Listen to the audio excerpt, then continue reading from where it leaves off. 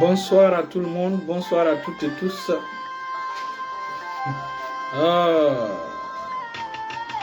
Aujourd'hui, nous avons certainement, on appelle ça une tempête de poussière. Hein? L'image n'est pas tellement propre, tellement claire. En toi, Seigneur, nous nous prosternons pour t'adorer devant. L'image n'est pas vraiment claire, donc le direct d'aujourd'hui ne va pas durer. Et Diak Max sera là avec nous. Alléluia. Alléluia. Diak Max sera là avec nous. Nous nous prosternons. Diak Max sera là. Père Céleste, nous te remercions pour ce direct. Prends le contrôle total de ce direct au nom puissant de Jésus. Au nom puissant de Jésus. Alléluia. Béni soit ton Seigneur.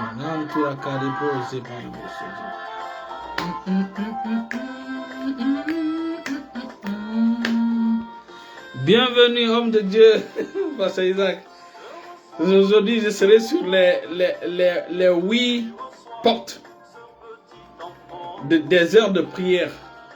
Et comme vous êtes docteur, alléluia, 6 heures, 9 heures, etc., etc. Donc, aujourd'hui, ce sera sur ça, les 8 portes de prière par jour, les 8 portes de prière journalières. On dit qu'à 6 heures, à 9 heures, etc., etc. Donc, le direct sera sur cela. Mais malheureusement, notre direct n'est pas clair. C'est pas vraiment clair. C'est pas clair. Ce qu'il faut savoir, c'est que la Bible déclare dans Deutéronome, chapitre 29, le verset 29. Je lis au nom de Jésus. Seigneur, nous nous prosternons. La Bible déclare, je lis dans le nom de Jésus, les choses cachées sont à l'Éternel, notre Dieu. Les choses révélées sont à nous et à nos enfants, à perpétuité, afin que nous mettions en pratique toutes les paroles de cette loi.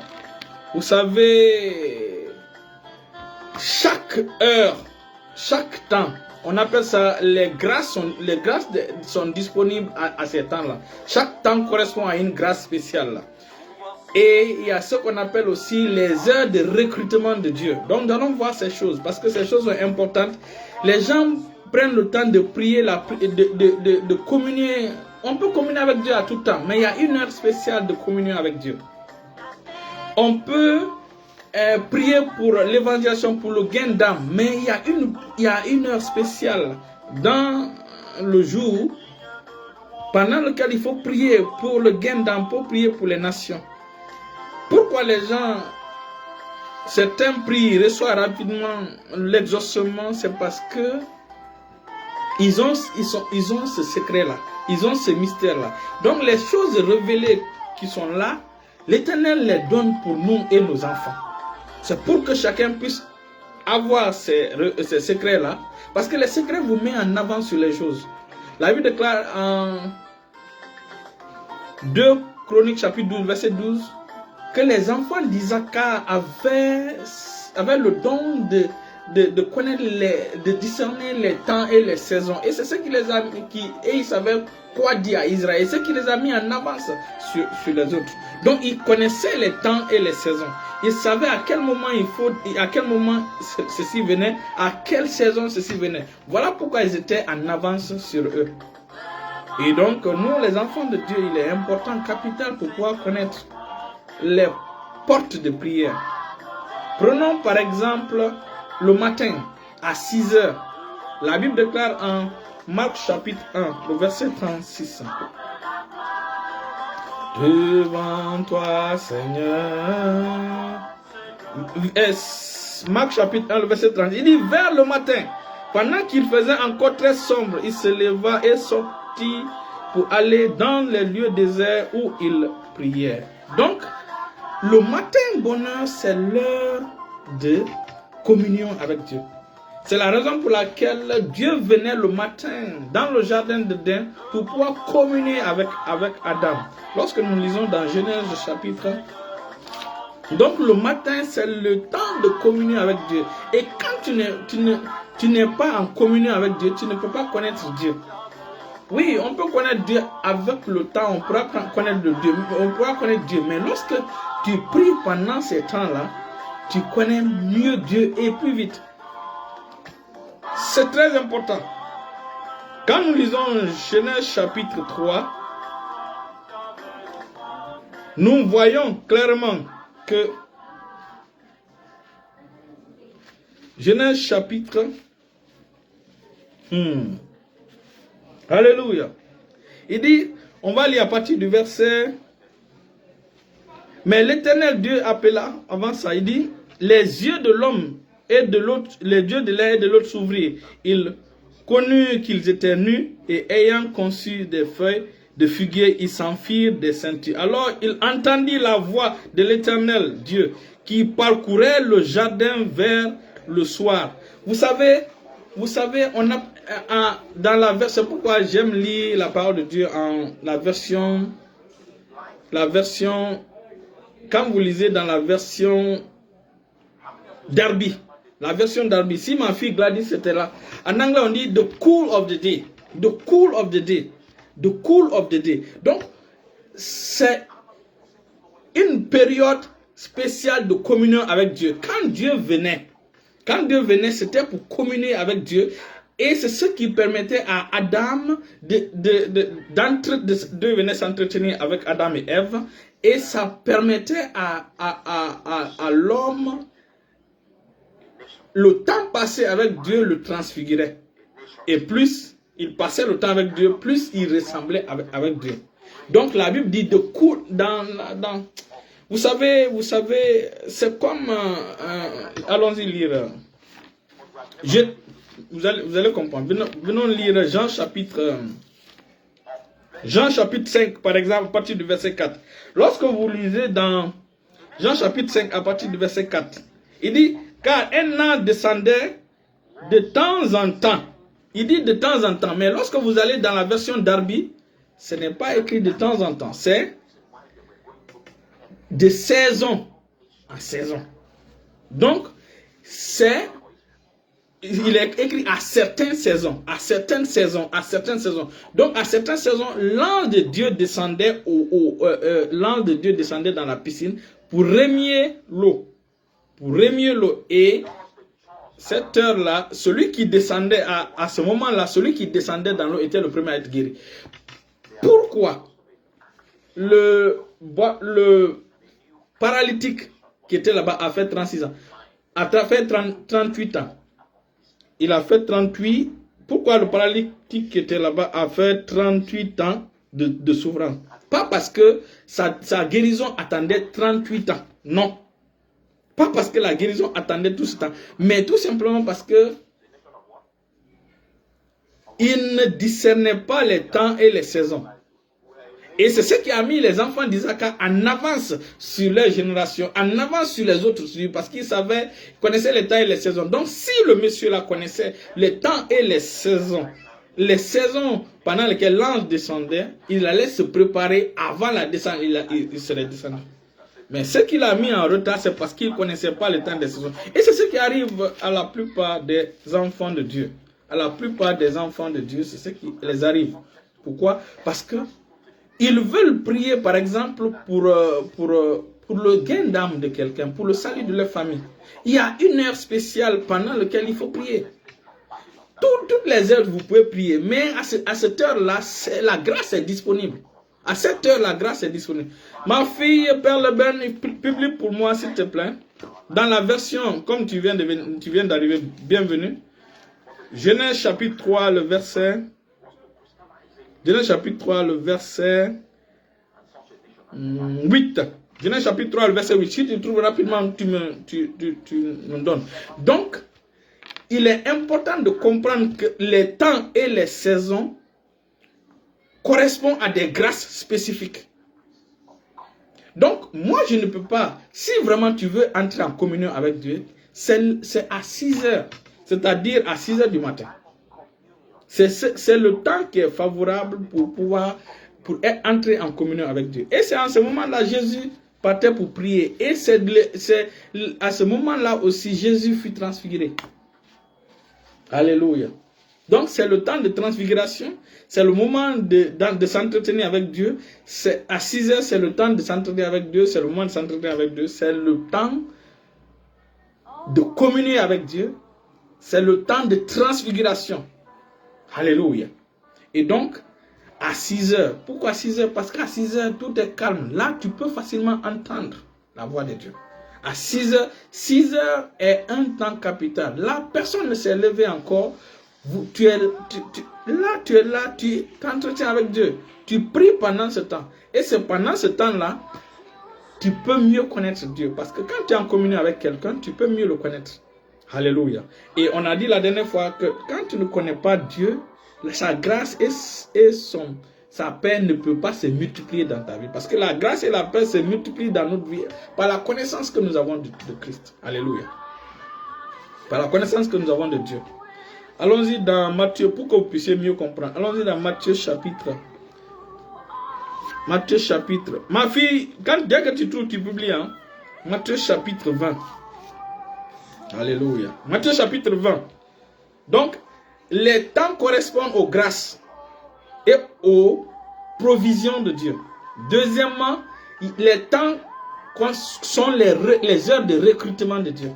Les heures de recrutement de Dieu. Prenons par exemple dans la parabole de Matthieu chapitre 20. Il dit, Matthieu chapitre 20, pas du verset 1. Car le royaume des cieux est semblable à un maître de maison qui sort dès le matin afin de louer les ouvriers pour sa vigne.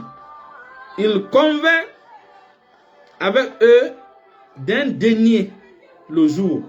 Vous voyez? Donc il est sorti le matin vers 6 heures pour recruter. Il sortit vers la 3e heure qui correspond à 9 heures. Et il vit d'autres qui étaient sur la place sans rien faire. Vous voyez, il est sorti d'abord à 6 heures. Ensuite, il est sorti à la 9e heure. Donc, ça prouve que il y a des heures spécifiques pour que l'Éternel puisse recruter. Donc, ceux qui ne se sont pas réveillés à 6 heures et ils n'ont pas été recrutés. Donc, il faut pour eux d'attendre 8 heures, 7 heures, 8 heures, 9 heures maintenant, bénéficier du deuxième recrutement. Donc, ils auront perdu le temps.